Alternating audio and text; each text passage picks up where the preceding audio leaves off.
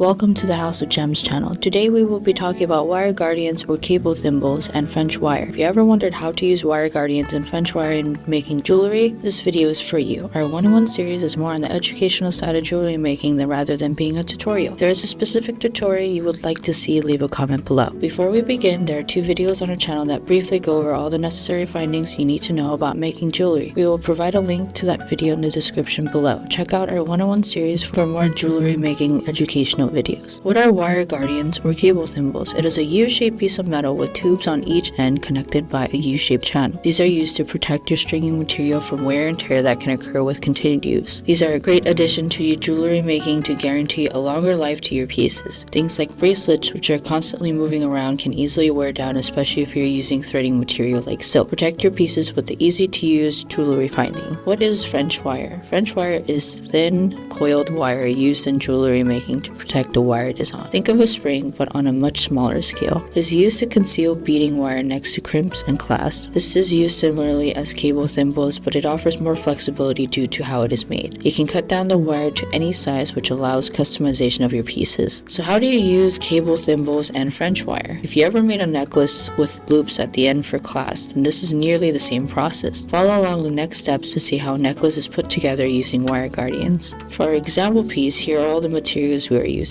Beads of choice, beading wire, crimp beads, crimp covers, a clasp, jump rings, and wire guardians. Start the piece out with threading a crimp bead and a cable thimble, centering it on the wire that is double the length of the bracelet or necklace. This is a good time to add your clasp if you don't plan on adding a jump ring to your clasp. Once you think it is centered and secure, squeeze shut the crimp bead in place and cover with a crimp cover. Bead your piece as needed, making sure to leave enough space at the end to create your final loops. Add a crimp and another cable thimble, thread both wires through, and secure close. Optionally, you can squeeze the ends of the cable thimbles together to make it imitate a loop. Add a crimp cover, and from here you can attach jump rings to the other end for the clasp to hook onto. Now you have a finished piece. Next, we will make a bracelet using beads, beading wire, crimp beads, crimp covers, a toggle clasp, and French wire. Cut your French wire down to a size that can securely hold the toggle. Thread a crimp bead and the French wire onto beading wire along with the toggle clasp. Once you are satisfied with the placement, secure the crimp bead into place. Cover with a crimp cover. Bead your piece accordingly until desired length. Add a crimp bead and the other half of the toggle clasp